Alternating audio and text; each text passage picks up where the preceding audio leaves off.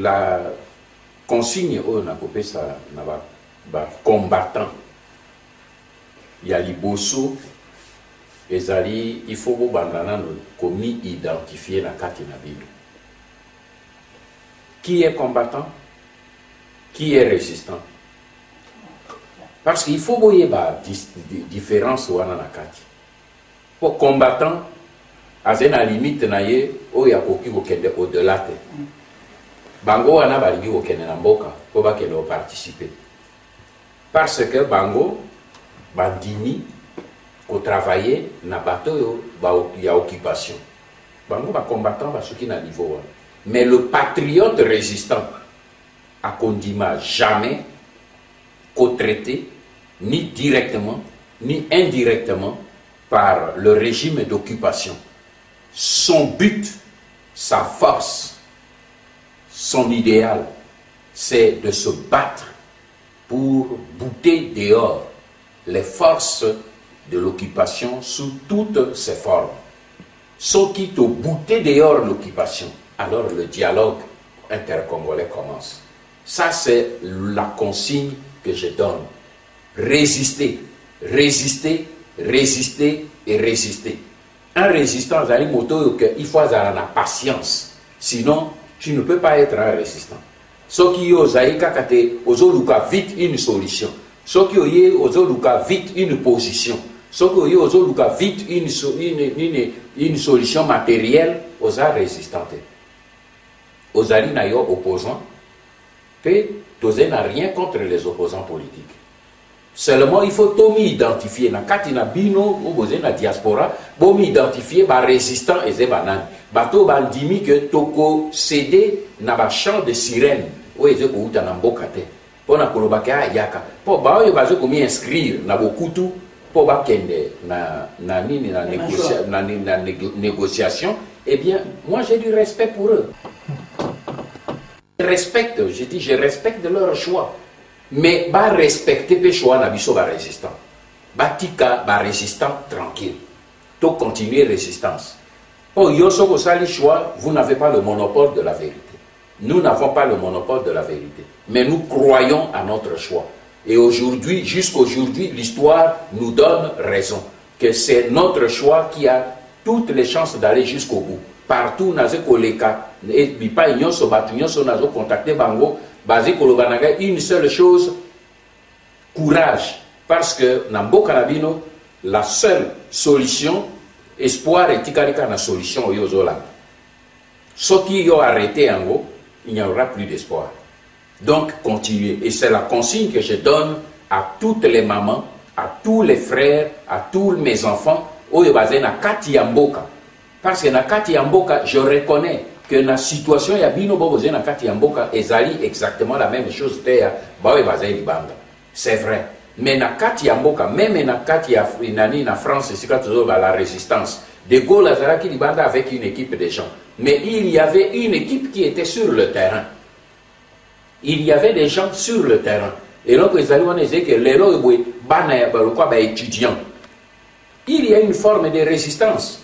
Et les boye nani Martin Luther King a Telemaki pour na benga bandekone ba noir américain basa la résistance basala ki amona kati États-Unis mais résistance wana ezalaki na méthode na yango oyo baze ko résister na ba consigne mindele baze ko pesa de ba noir ba kota na bisote ba busu ba kota Barosu basaini résistance pacifique abi bon loko apekisi to côté sur na bis mon côté to tambola na makolo ba compagnie ba niko sa faillite bazongi nani. Donc il y a des méthodes, on peut résister à l'intérieur comme à l'extérieur, mais il faut avoir la mentalité de résistant. Osala la mentalité, la résistance c'est dans la tête, c'est dans le cœur. L'ingambo kanay. Ndima komi sacrifier que ba intérêt na yo otie yango derrière intérêt ya mboka et les kaliboso.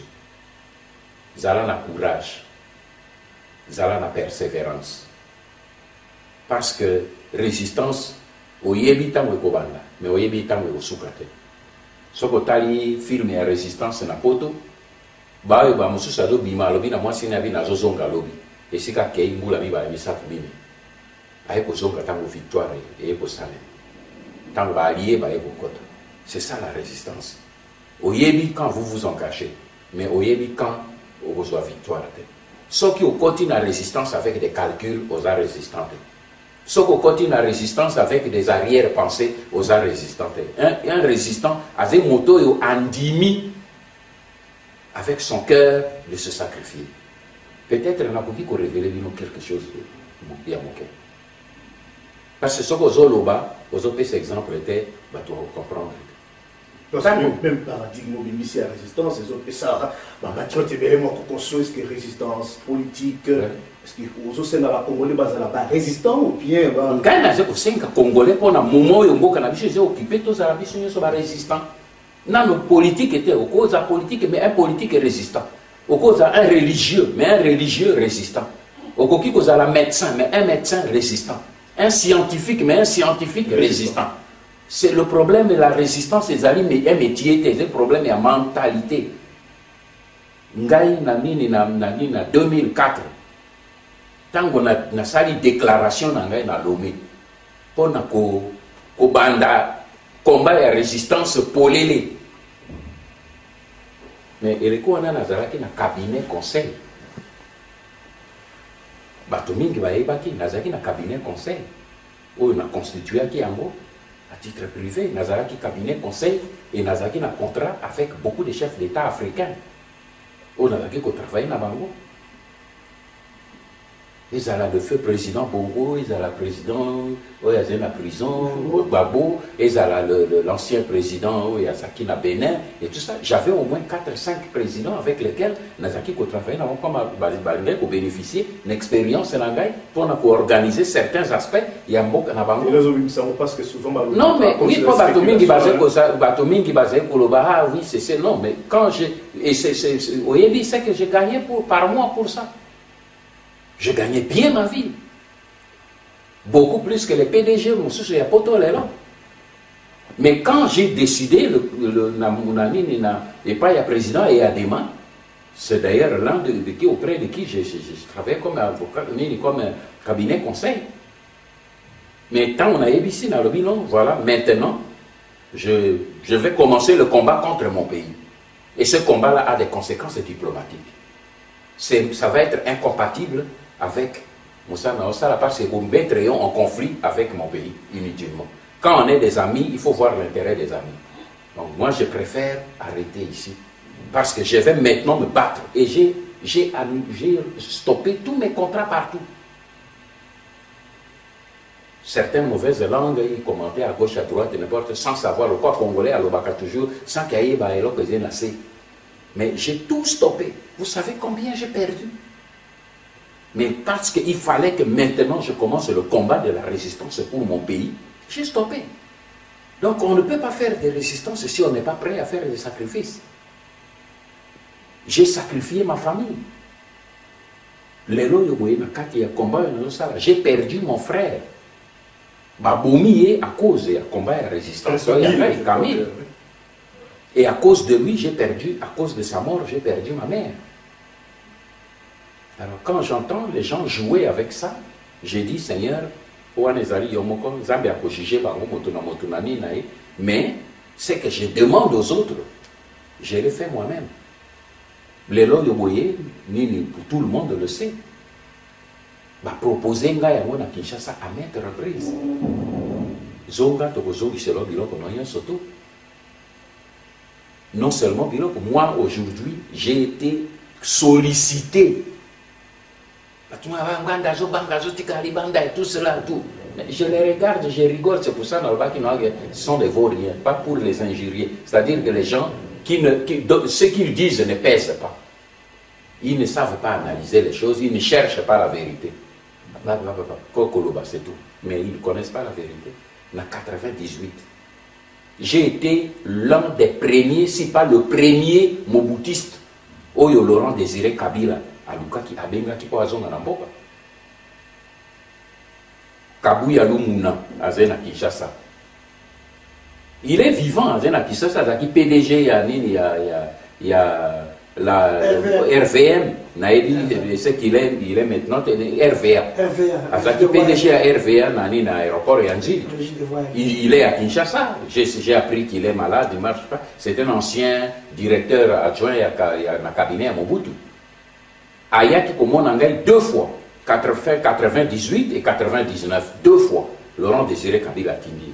Alobino, président Tindingai, Pessi et conseil, Babisoko Lingi, pour contrôler la situation en Boka, fait appel à cet homme. Et au Yebi, vous êtes proche du président Tindingai, je lui ai beaucoup parlé de vous. Tindingai, au moment où Zolobawa, Azen à Lubumbashi, sort au avion, Tokiti na Kinshasa directement, Tokei Lubumbashi. Comment on a? Il a besoin de vous. Naïbi, c'est Nabino. Moi, je connais. Les dessous de cas, l'oba na ema bateau ya ye na bango a gérer bango.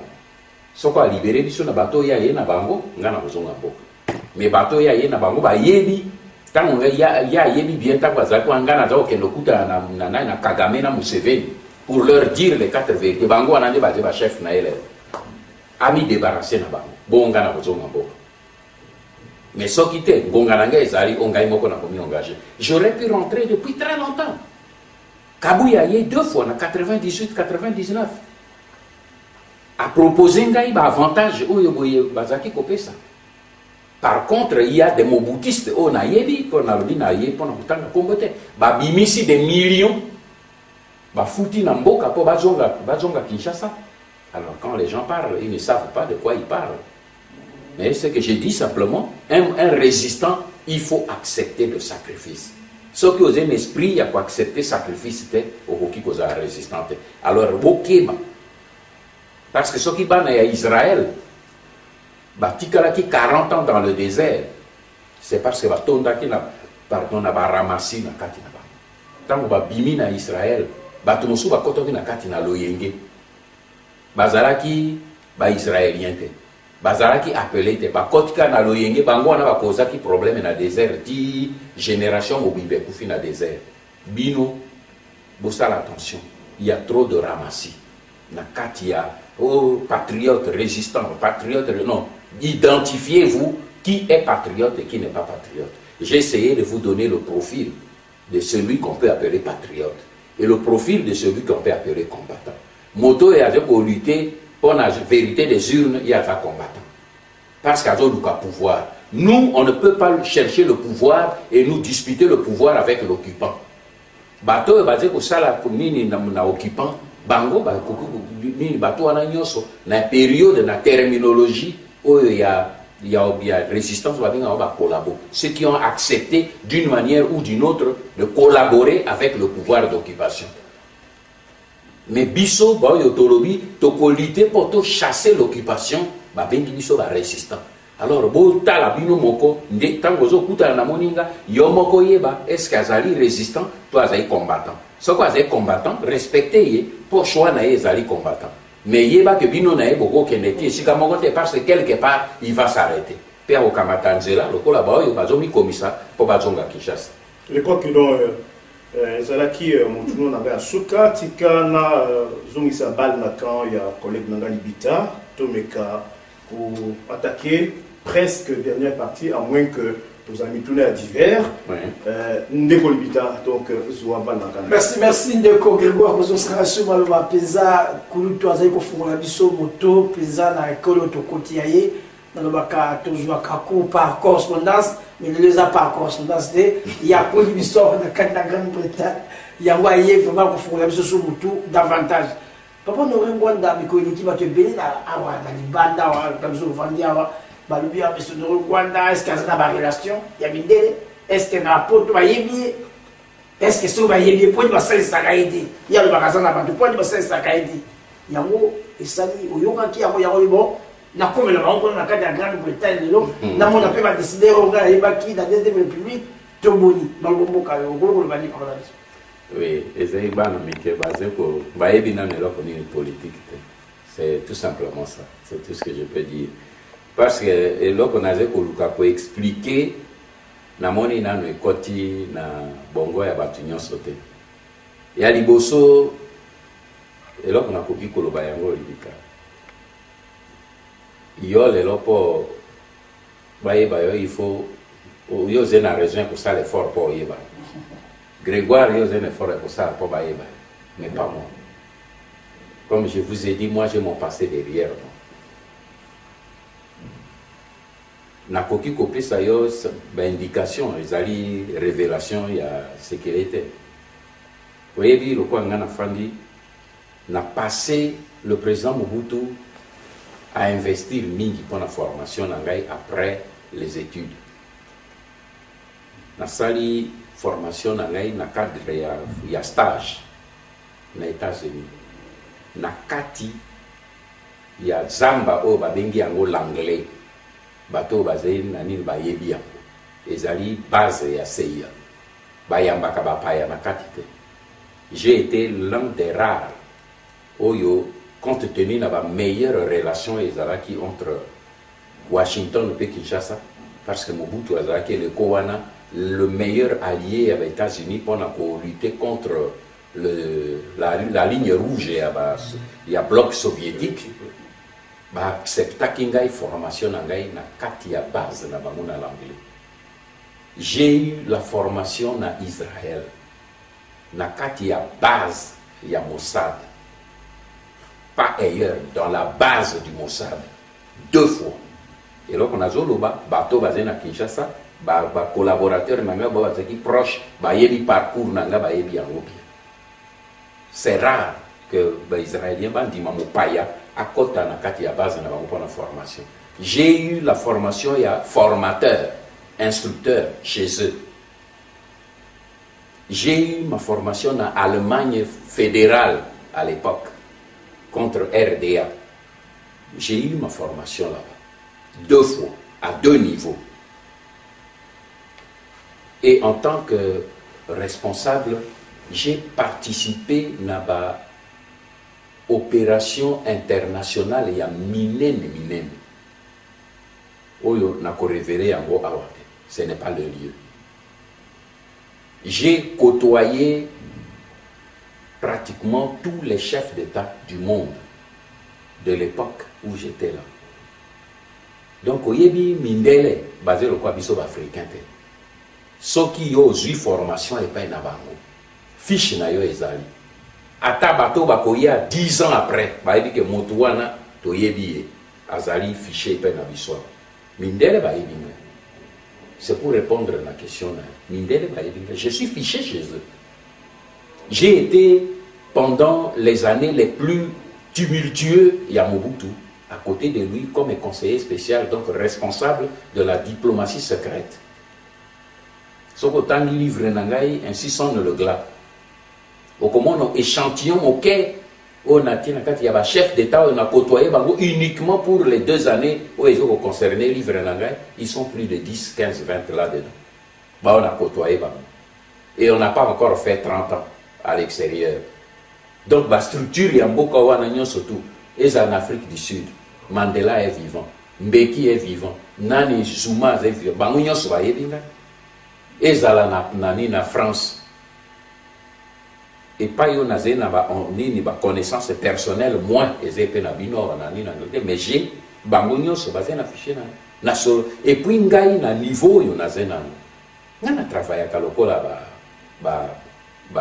homme politique mosusu te oyebi bita ngai soki okay omona moto mosusu akei na bimi na Élysée o na bimi na Quai d'Orsay mais Quai d'Orsay c'est ndako te soko pesi wisi mbote obimi be Quai d'Orsay soko bimi na Élysée okay mais okoti na Élysée ngana yebi structure ya Élysée madame il y a des portes il y a différentes portes mosusu okendo komono ka ba fonctionnaire porte mosusu ok komono ba conseiller et porte ya monene so ok komono kolombo ka emo mais nyonso ba bengi yango ka Élysée ya koti yo mutakoti n'importe quelle porte na zaki wapi na uti na Élysée mais Élysée yango wapi il faut yeba mais moi je sais on ne peut pas m'impressionner avec ça mais contact oyo ba benga ka contact ya solo ba lo baganga ka ngote yo ti so ngai lelo na solina chef d'état bongo na ya na itandweke na bina sololi na botutel na uti na nini bo na lelo bo utaki ko poser nga question na debio soki o ba ebisio kuna bato na ga uti na matanga to nini na kolobela yote ezala ya solo te na kolobela yote Je suis un homme d'État, il y a des contacts d'État, des secrets d'État. Na ebisio correspondance, contact oyo tozoza nazoza na weza na niveau ya New York et niveau ya fonds monétaire nani nganabo. Et les po yo zo pesa contact na yo en public, ozo ko pesa faire formation na adversaire. Parce que bino ozo yebate lobby oyo ezali puissant na kati Afrique comme le lobby ya ba tous rwandais ezate. Na ba pays ya Afrique noire. Or bato bazo lutter contre ngai ezali ba tous rwandais. Ezebino ba congolais te. Yango na lobi non que ba congolais bazo finga kanga na kipaka bango te parce qu'on est des distractions.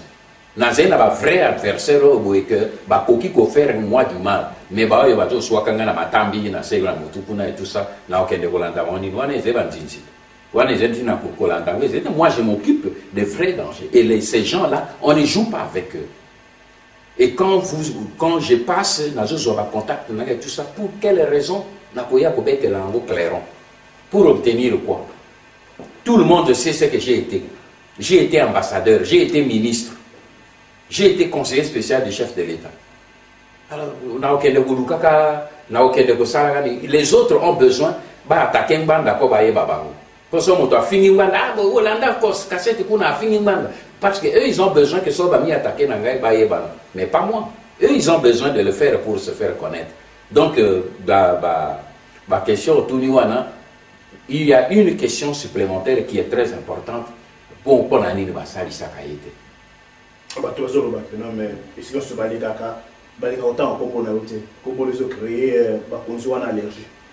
Eh bien, dis donc, mais c'est ça justement, c'est ça mon honneur.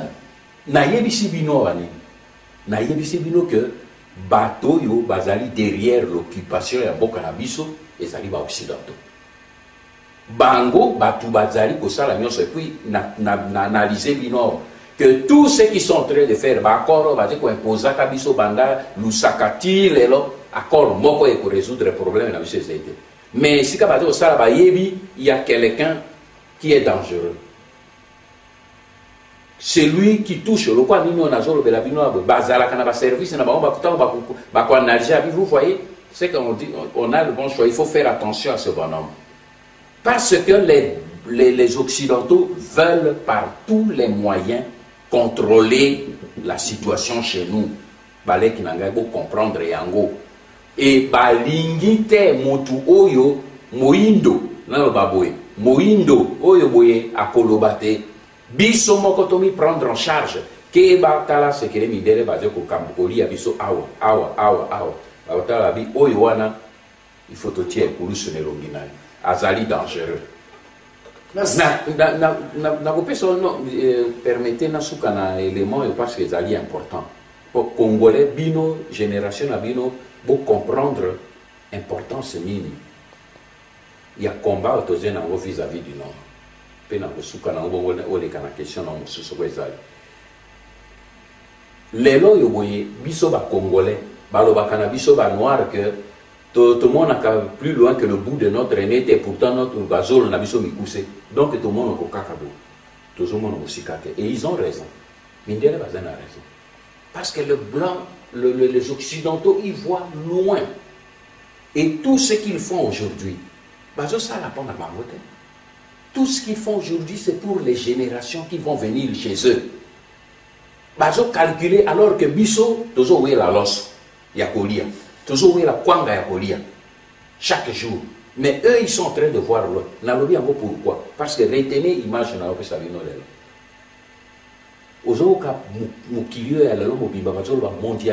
Mondialisation, et puis de l'autre côté le réchauffement du monde. La terre est en train de mourir. La terre progressivement. Mondele a préoccupé. Mais nalingi que biso bana Congo to kamata nalingi otike la bino simplement une petite image. Plus tard bokoloba ba comme on image a dit quand on a vu sur le bakali kambo c'est vrai eux aussi avaient vu. Pour ceux qui biso to zomono comme cela to kotika la manipulé par l'Occident. Kamata carte Afrique. Regardez, bosana na noyer kamata carte Afrique. Regardez comment ce continent est en train de mourir. Progression et maladie et salima comment. Liwawana progression et salima comment. Indice nango c'est le désert. Le désert était pour avancer comment? Du nord vers le sud et du sud vers le nord. Conséquence, les amis, dans 50 ans, dans 100 ans, la vie en Afrique va rester où? Autour de l'équateur. Et autour de l'équateur, quel est le pays qui occupe près de 50%?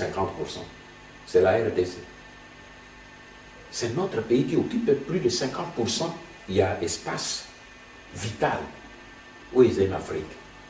Notre pays aujourd'hui est réservé à 47% de toute la forêt d'Afrique. Tozali n'a réservé à près de 50%, il y a maille pour toute l'Afrique. C'est l'avenir de demain. Tozali n'a réservé à près de 50% des richesses du sous-sol.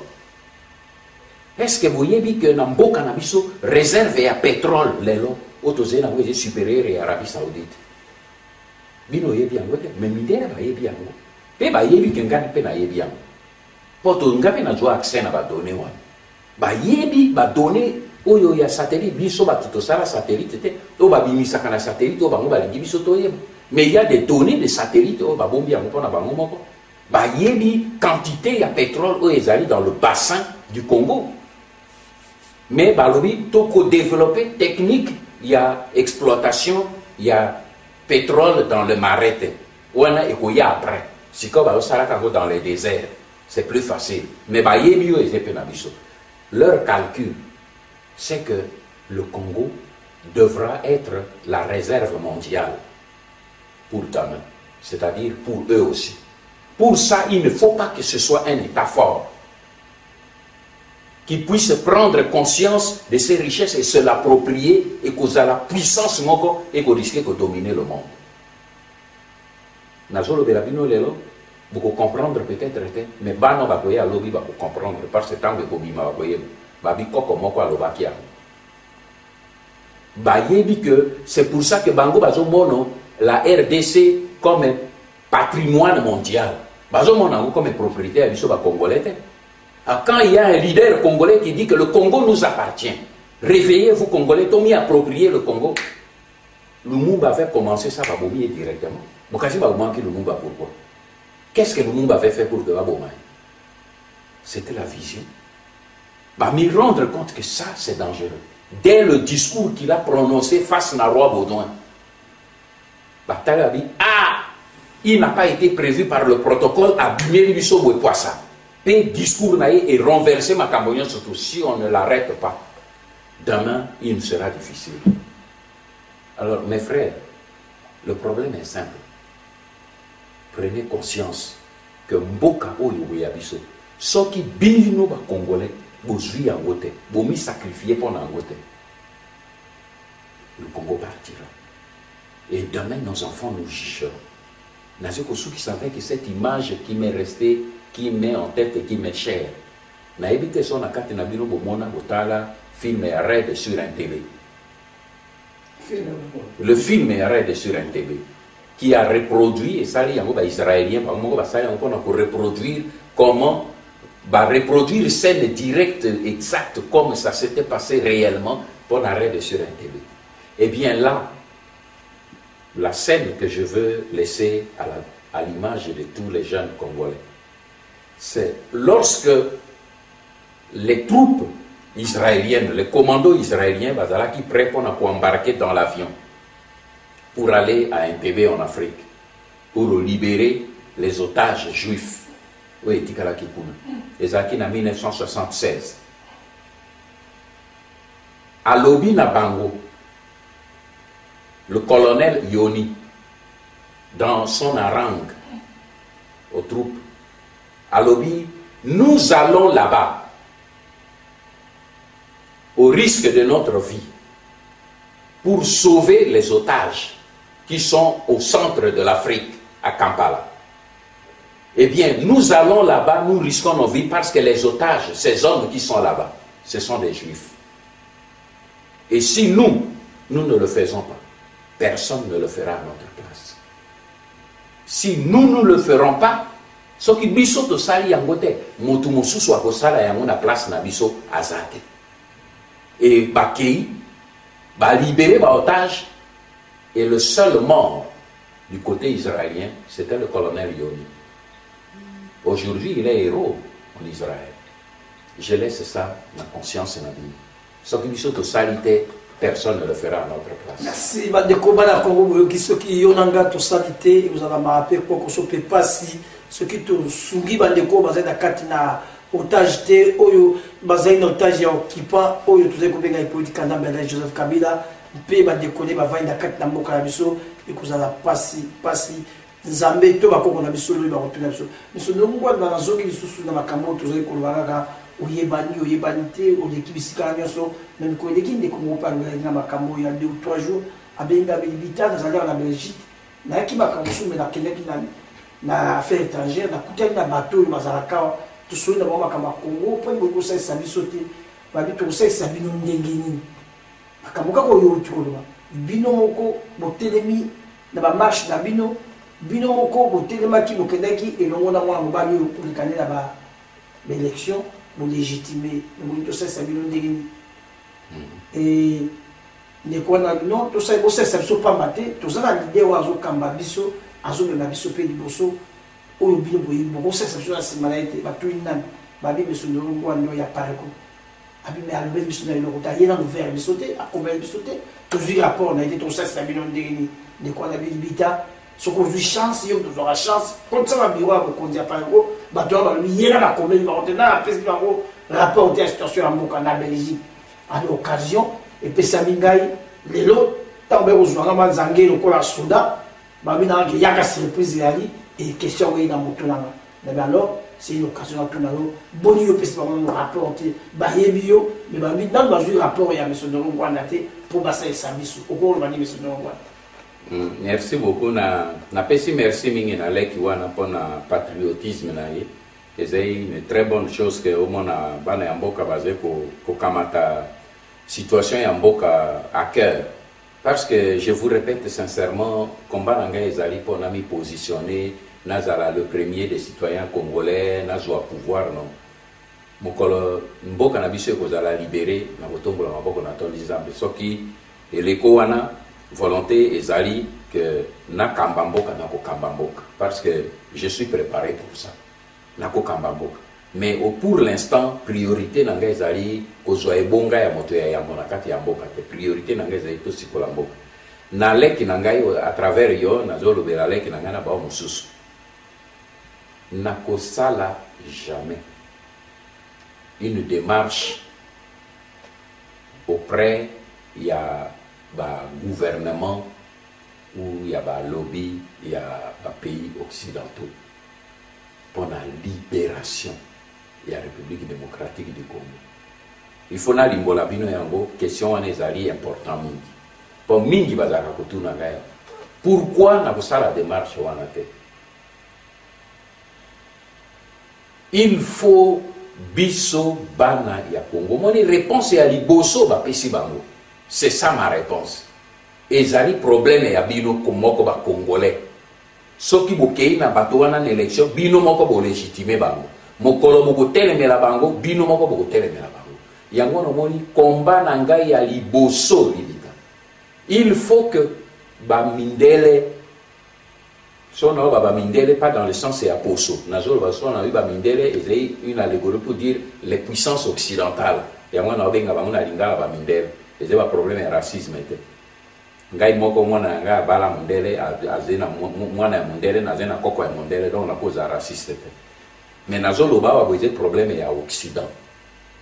Comme puissance nazo parler comme un homme politique. Ba mindele ba kondima jamais que bisoto za la libre. Motu oyo azali derrière occupation ya mboka na yo soki yo ke kotuna ye sali sangai na bima ezelo ko kotuna ye pardon tikela ngai mboka ye akopesa yo condition na ye Pe condition ya kopesa yo bozonga kana kati. Peut-être nazen a tort. Peut-être. Mais na schéma na ngai na lobi boy. Motu oyo mokili mobimba ba puissance nyonso ba bangi. Kombo na e peuple. Yango moni combat na ngai ya liboso. Bato aloka o azoloba trop, il parle trop, il écrit trop. Oui, mais moi ce qui yo moni que j'ai trop, c'est avec vous ne m'intéressez pas. Moi j'ai besoin de ceux qui ont besoin d'apprendre et d'aller de l'avant. Et yo peut-être yo kinga mingi po fandi na poto zoli ya biftek, mais tata ya fandi na kati ya zamba kuna jena na occasion ko yo kanga ete na ko multiplier ko loba po ekende ti ko mela bango na zena ba moyen na nga na je ko tindika yango ezo ko kende na kati musala yu boze ko sala na radio na bino lelo e boloko la radio bendele ezali suivi dans tous les pays. Bato mingi bato ko critiquer apona nini alingi kaka bendele, tout cela pour deux raisons. La toute première raison parce que vous avez saisi et vous avez accepté la philosophie de la résistance. Et jusqu'aujourd'hui, Nazo Landabino de loin, vous avez failli. Moi, j'ai besoin des gens qui sont stables. Nazo a besoin de les lois qui a bengi a joué un téléphone, a boudé, a changé philosophie. L'obi soko soline un téléphone, au s'est quitté, a changé philosophie. Non. Ngaza moi si t'es porté au linganga. Lingande philosophie pour n'amboka na yo.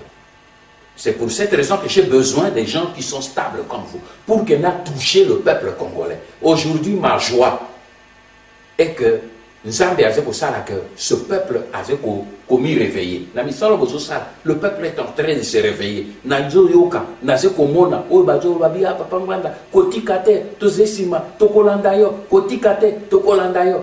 Moi, j'ai dit, bon, je ne vais pas leur dire que il dit à comprendre que Tika est dans la philosophie, mais continuer côté à Yeti, pour tout comme à Souka. Les lois, vous voyez, Mindele Soka, Pesio, vous voyez, à Simbio, il faut Simba na Mokaba. Ngaboui. Na lingite, na zala, na philosophie, il y a dépendance. Tobandi yango, soko tangi livre nangai, oyo na koma yango ya liboso, nini Afrique démocratie piégée. Ngana bandi et ni makambo yo sikote, l'Afrique démocratie piégée na komi yango na bani nini 84 nini 84 ezali pona justement pour dénoncer la dépendance de l'Afrique noire vis-à-vis de l'Occident. Il faut bima na katia kakawana. Omoni livre moko lodela kanga ekutu ke ozwi yango ya mabika kalanda. Na kaisi lokwa na yawa kopesa nga yango. Parce que nini na katia livre wana c'est le livre qui a révolutionné ma vie. Titre nango nini ya nini. Oyebi titre nango. La remise en question. La remise en question, base de la décolonisation mentale. Yamabika Kalana. C'est le livre qui a changé ma vie. Tamona tangi livre le quoi nana no politique et authenticité banda kite. Ngana tanga ki amuta one ko mono politique et authenticité mo utu na bime makambo Yamabika Kalanda yango tata ya zo ale koloba. D'où j'ai adhéré directement à la politique et authenticité. Pour un combat, il y a liberté, il y a fierté, il y a kozala authentique pour na boka na biso. Alors, ngai na bokende kolukaka nini no liboso peuple congolais ce qui a mis à assumer l'Occident sera à genoux. Au moins qui na nani na Tunisie. Mikili ya poto bazala ki komeme président à Tunisie à Kenda lokola na tipoi.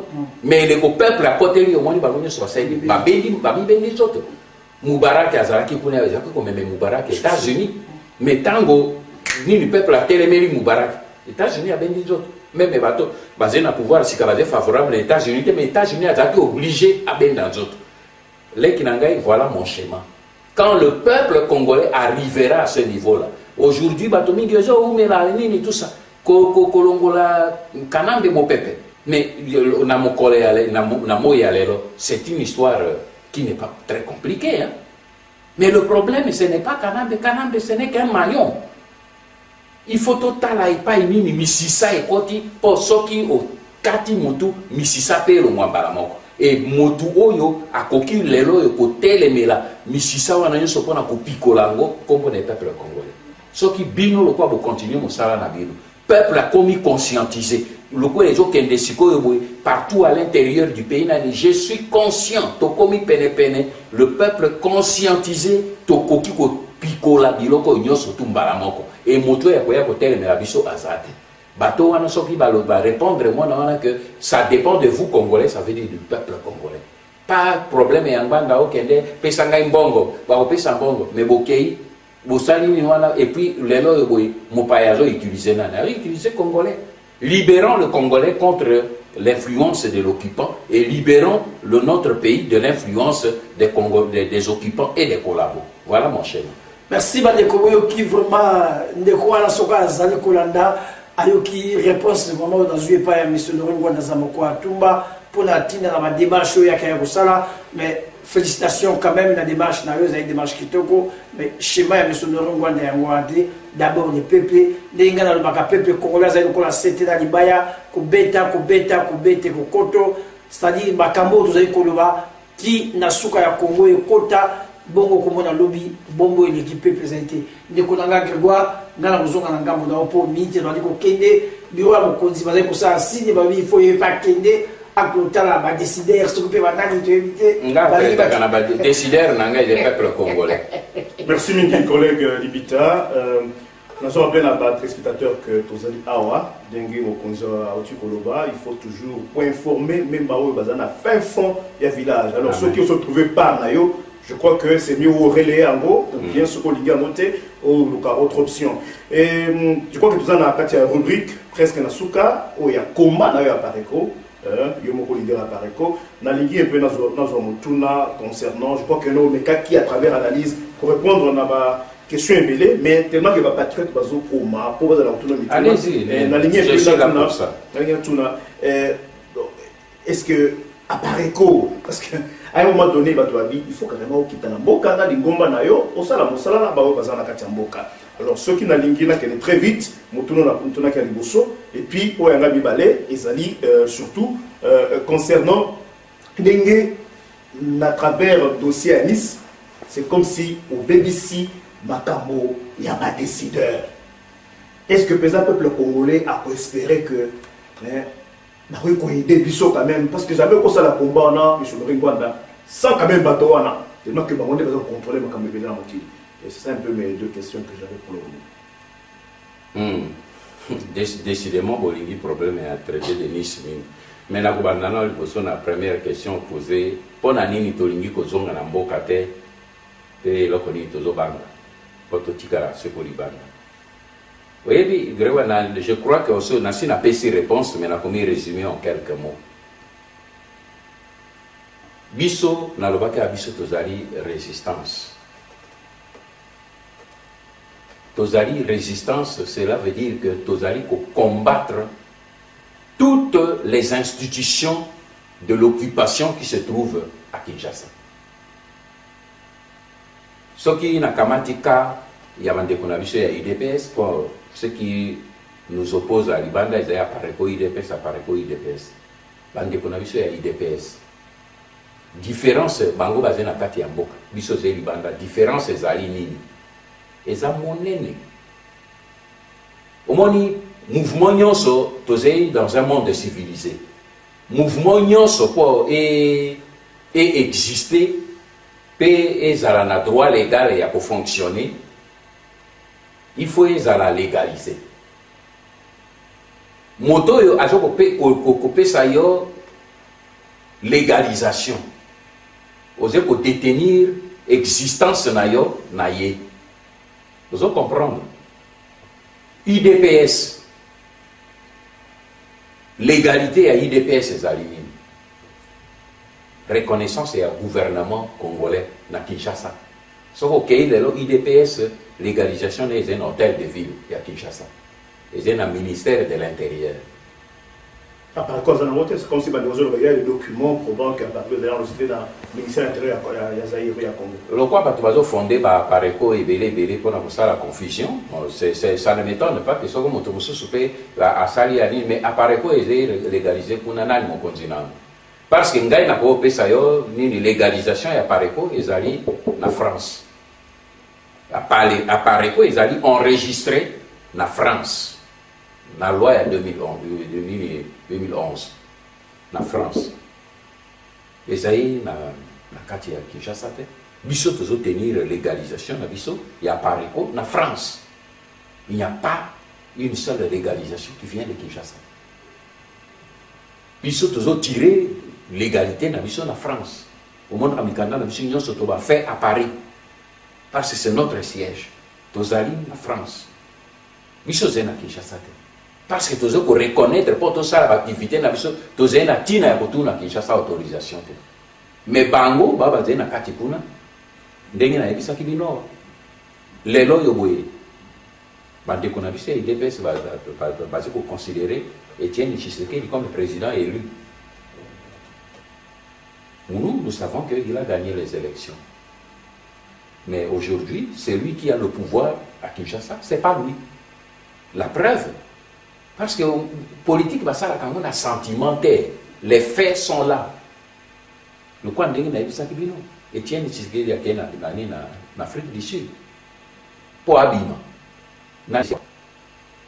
Le pouvoir, c'est le place. Sobabi, non, Afandi, oui, Abimi. Il dépend de qui? Président élu, mais il dépend de qui? Il n'est pas libre dans son propre pays. Alobia Zonga, Batuneba Kedekoyambaye, à sa meeting. Secrétaire général, il est mort à Lobi, il a communiqué, il est allé où? Dans l'hôtel de ville. Devant qui? Devant le gouverneur et les ministres provinciaux. Il y a ville-province et à Kinshasa. Il y a là quelque chose qui ne tourne pas rond. Parce que ce qu'on dit que le pouvoir wana ezali légalité. Mais aux autres tirés en même temps l'égalité dans le pouvoir wana. Il y a quelque chose juridiquement qui ne tourne pas rond. Parce que le droit c'est une succession de logique. Donc aux hommes on a une situation de différence où il y a biso na bango il y a wana. Le problème n'est pas d'avoir peur, non. Toute résistance. Et ça, Batouabo Sanakaming, général de Gaulle, la résistance à Zaki en Angleterre, a résisté, mais tango Hitler a augmenté la pression pour la Kobomaye, a déplacé l'état-major Mobimbe Québec à Brazzaville. Les gens ils oublient l'histoire. De Gaulle a fui, il est allé à 6000 km. Il est allé s'installer là où il parlait de la France libre. La France libre, c'était à Brazzaville. Tant que ça, là, annonce la France libre. La France libre. Aujourd'hui, ceux qui te demandent dans le bac que la RDC libre à Paris, bah, oh, c'est un fou. Mais de Gaulle a déclaré que la France est libre à Brazzaville. Il était à Brazzaville. Il n'était pas en France. Il n'était pas en Allemagne. Il n'était pas en Belgique. À 6 km, à 6000 km. C'est pour dire que ceux qui ont ça la résistance ont mis engagé dans la voie, il y a clandestinité. La résistance n'utilise pas méthode de la guerre ouverte. La résistance n'utilise pas les méthodes de la démocratie. Mais à partir du moment où on voit et on sait ce que j'ai fait, je ne sais faire plus la résistance. Parce que ce qui se fait dans la résistance, il y a un Pareco. Oze na ba indice ozoye ba que situation est na terrain.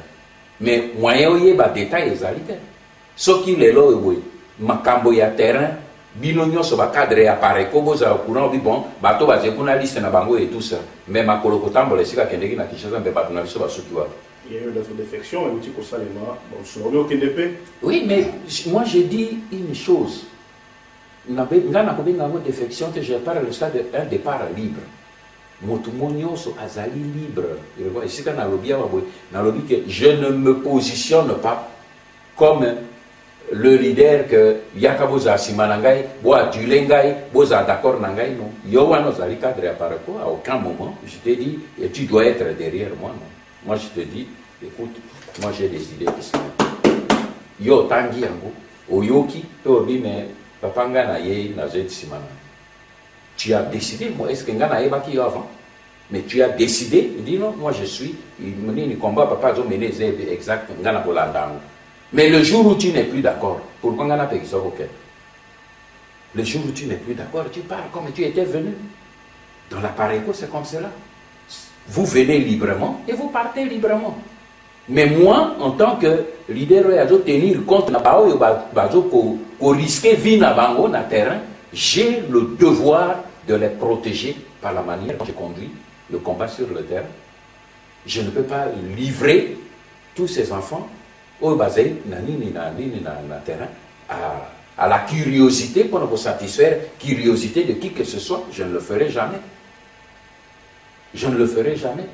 Il y a des actions qui ont été faites, qui ont échoué et qui se refont et tout cela. Mais moi, je ne ferai jamais de publicité.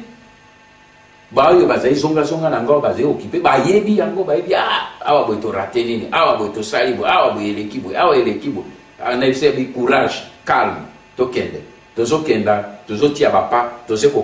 soyez calmes les enfants, soyez courageux. Même ils ne se connaissent pas. C'est comme cela la méthode de la résistance. J'ai la facilité de le faire à cause de ma formation d'un officier de renseignement. Qui fait que dans le temps, parce que la résistance, c'est ça qui comme ça. Pour ceux qui le voient, il y a allemand, Gestapo, il y a méthode de utiliser. Il y a sérum de vérité. Pour piquer le sérum, on a poser des questions. Subconscient, toutes les réponses. La vérité, donc moi je dois faire en sorte que c'est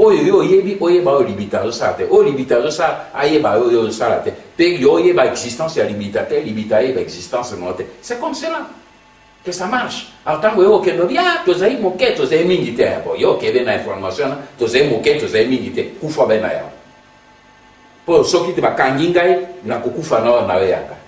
C'est comme cela que ça marche. Alors je ne vais pas changer ma méthode pour satisfaire des critiques, des injures et tout ça, ça peut changer. On peut continuer, comme je vous ai dit, Moïse a Koufaki pour Akrakaki à cause de la provocation. Il va y avoir une partie un peu plus balèze qui concernant Benio BBC avec Mindele, BBC. Écoutez, là, je crois que la question, l'équilibre, tout n'a qu'à oser réponse à la carte. Et comme j'ai dit tout au début, il y a là deux choses. La première, je ne travaille pas pour l'intérêt à Mindele. Bateau va travailler pour l'intérêt à Mindele, va continuer. Bonne route, bonne chance. Ngaï n'a pas travaillé avec la méthode intérêt à peuple congolais. Et confiance et à peuple congolais. C'est tout. Yami Bali. Bateau va na BBC, il y a une chance à Mindele. Est-ce que Kobongera Ngaï? Bango va réfléchir parce que ma contaction va décider à Mindele. Mais Ngaï n'a répondre, ils ne comptent pas, ils ne sont pas dans mes calculs. Qu'est-ce que je fais? Je n'ai jamais compté sur eux et je ne compterai pas sur eux. Bazo Okangaï, je parle en français. Je n'ai jamais compté sur les Occidentaux et je ne compterai pas sur les Occidentaux. Advienne que pourra. Mais le jour où mon peuple se lèvera, que je sois vivant ou pas vivant, ce jour-là, de là où je serai, je verrai la victoire. C'est ça toute la victoire, la méthode d'approche.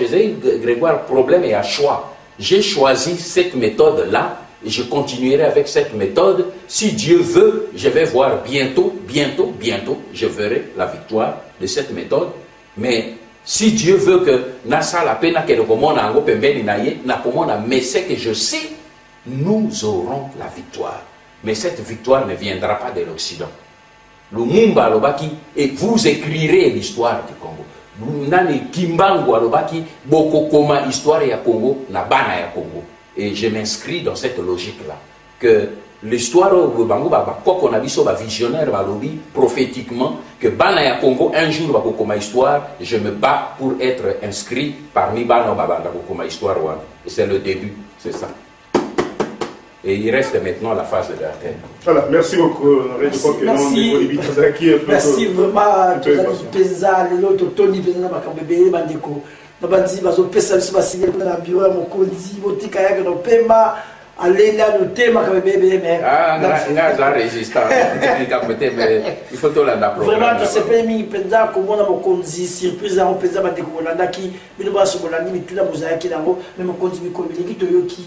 Moko ya bato babengaka seti ya azali mokonzi na yo azongisi bomoi ti olobi awa otangi komona ya tambala moko te parce que asa akei abongisi bomoi akei et okoko lobani to na ye to na famille na ye. Bon, na lingaka komele ba problème à l'État. Ce que je traite ici, je considère ça comme les affaires de l'État avec ba affaires privées. Pour Nangaï, ezali une douleur personnelle. Naïebi que Tozaki n'est d'accord sur beaucoup de choses. Mais ce fut mon grand frère, c'est mon ennemi. Et vraiment, quand j'ai appris la nouvelle, ça m'a fait une très grande douleur de voir son départ. Tant qu'on a commis na bureau et à présidence en venant de Lubumbashi avec le télégramme, il y a quelqu'un qui m'a reçu dans son secrétariat. C'est mon conseiller principal aujourd'hui, Lufungulo Luguerero. Il est Azalaki secrétaire et Asseti. Quand on a commis, on a continué pour protocole et conduire dans le bureau à Lufungulo. Quand on a commis, on a pessi télégramme, Lufungulo Atali, Yende Motakene, Kokot, on a bureau, on a eba quitté les Alaki 7 à Kotikuna, et puis Tango Abimi, alors le patron vous reçoit. Quand on a eu na Koti Wafungoli, na yebaka ye parce que bango bazaki ba aimé na biso yazaki na collège biso zaki na petit séminaire à Bolongo, donc je le connaissais bien. Bien sûr lui ne me connaissait pas, mais c'est auprès de lui que j'ai grandi. Soko Kepe Nangana Bouzi, lui son père était portugais, mais sa mère était congolaise et sa mère a même des relations familiale avec ma mère. Ce qui fait que si on a Bouzi, ta résidence, il y a deux résidences voisines. Donc c'est un grand frère pour moi. On a fait ces détails simplement pour dire que c'est un grand frère. Nous n'avons pas été d'accord pour beaucoup de choses dans la vie, mais ce n'est pas, c'est ça, ça fait partie aussi de la vie. Mais j'avais beaucoup de respect pour lui, malgré des choses des divergences, comme j'ai dit. Il avait beaucoup d'affection et de respect vis-à-vis de moi. Je l'ai beaucoup ressenti. Et je salue vraiment son départ avec beaucoup de compassion. Et quant aux membres de la famille, ils le savent. Je les ai déjà contactés pour nous représenter ma condoléances, donc ce n'est pas ici que je vais le faire. Je l'ai déjà fait. Dès le matin que j'ai téléphoné à la famille et je leur ai présenté mes condoléances. Une fois de plus, je regrette, j'aurais beaucoup aimé assister à ces funérailles, mais compte tenu des contraintes pour ma sécurité, comme je suis définitivement plongé dans la clandestinité à cause d'ailleurs de l'idiotie. Il y a Moto Yazena Pouvoir qui a cru qu'en corrompant l'Interpol à Kozouangaï, mais c'était des arrangements, il y a Bango, il y a Rwandais. Donc moi je renforce mes conditions de sécurité et je regrette de ne pas assister à ces funérailles. Merci bandeko boyo ki ma pasi na kati na motema azali ko na kati na motema pa mate azali kulutu na ye malgré ma situation oyo to komi na ngolelo bazali pena makambo oyo bazali ko kena nzela moko te mais ezali nzela ya biso nyonso molimo na ye pe manaki me pa akei mais kulutu ngwanda loba ya suka okoko pesa biso soki loba suka ezali pa mate bureau na yo ça toujours ba signe soki loba suka ezali na voyage na yo to éviter on peut se soucier de l'ongwa mokonini oza mikolo boniawa toyeba pa mate makambo to lobi lelo lobi to ozwa problème et pas bande qu'on a sur la presse ba koloba ah bino mosaika bino moko na bokutu ndenge nini e bonga biso peto za la presse nyoso za to tuna mituna tenu que to ozwa mituna ebele. Alors est-ce que vous préparez pe le mois de la bureau de vous préparer le mois de voilà mikolo yo sur la peine bandeko on connaît toujours le système de la beaucoup. On a souhaité que Papa Omeka, avant que vous ayez la dernière parole, parce que tout le monde vous a un peu pré-capital les alliés, c'est pas par écho, à côté du ministère congolais pour la libération, mais est-ce que après libération, vous pensez occuper le pouvoir, ou bien on va carrément que notre libéré, votre suspect ata akamba, ata soki yo moko okambi sikoyo, vous en a plein mini, ya mutuya. Et pour ça, le Congo est changé parce que tout le monde a posé par le patriote il fallait avant que c'est ça. Na kozala bref, effectivement, Grégoire, na kozala bref, parce que c'est clair et limpide. Demain, si nous libérons le pays, je serai parmi les leaders qui souhaitent diriger ce pays. Parce que j'ai un plan pour la suite de ce pays. Et bato mingi wazotu nabi est-ce qu'Azen a pensé à libérer le pays et à conduire Mboka et là qu'on dit à koki kosala naïbi que ba congolais ba les Haïtiens ce n'est pas leur caractère mais je n'ai pas d'autre choix. Je ne peux pas passer le temps ici à décrire tout ce que j'ai fait. J'ai fait un gros travail. Il y a le projet de société de la Pareco et c'est une cité à Pareco. Kende quand on a cité à Pareco, t'as comme on a un projet de société. Il y a Pareco, tout savoir sur la Pareco. Si vous cliquez et vous bimisez il peut comment ni rubrique réservée na Pareco, vous cliquez au comment projet de société, cliquez et allez un projet de plus de 40 pages. J'ai tout décrit là-dedans. Et puis, na définir et là comment tu vas comprendre alliance et zanini, patriote à zanani, refondation et zanini. Déjà, philosophie, autant que Congo, pour refonder le Congo demain. Pour que tout le monde ait anti-valeur, non seulement pour avoir une anti-valeur qu'à 32 ans, mais ce n'est pas 32 ans, c'est 52 ans, 53 ans, depuis l'indépendance de notre pays. Et même avant cela, la colonisation ne nous a pas amené de bonnes valeurs. Il y avait des anti-valeurs. Donc, toutes ces anti-valeurs, tout le monde. Pourquoi j'ai dit la refondation? Parce qu'on ne peut pas fonder sur des briques déchirées. Il faut que l'on la brique et carapé que la fondation et à Sika. Et qu'est-ce que j'attends par fondation au moment j'aborde tous les domaines de la vie nationale. Qu'est-ce que demain la Pareco compte faire quand elle prendra le pouvoir?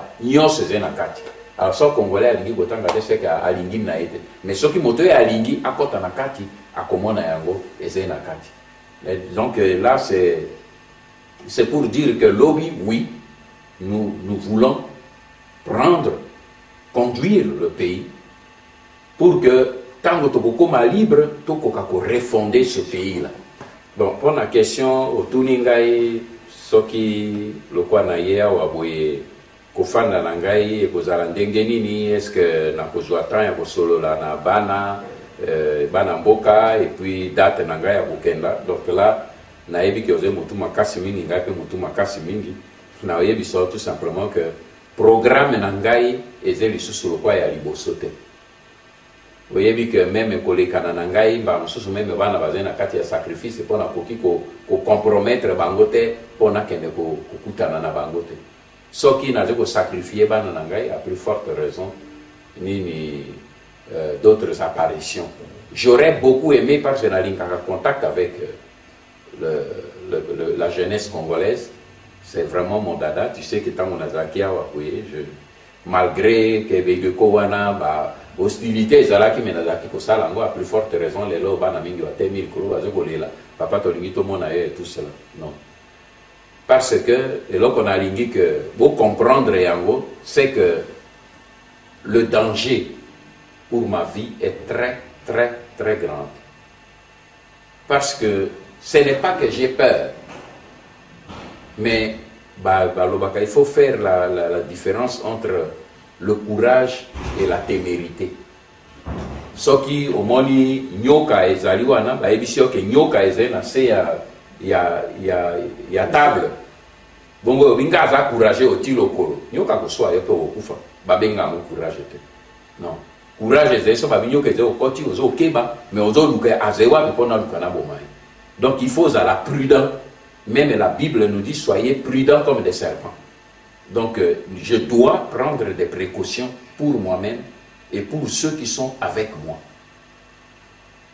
Et c'est pour cette raison que le quoi na yei pona ba meeting te pona ba contact te eze lokola na profiter lokola eze koleka ya rapide na offrir bino moni temps oyo na consacré à mon abino pour que à travers bino na solo la na bande nyonso tout po ezali facilité na babisika na zoko leka pona ko organiser une rencontre comme cela pour ekamata temps na fande sika moko mingi et ça les makate parce que souvent il faut na bouger ezali une vie que j'ai choisie jusqu'au jour où toko libérer mboka na biso et donc on a koyebisa na bana mboka ezali simplement bo occupé pour naze ko entendre mingi ba yo boy baze ko landangai ba komi nerveux vis-à-vis na bato yo baze ko sala pour le compte ya bapaya ba campagne ya lokuta ya kofinga ya nini yeba une seule chose.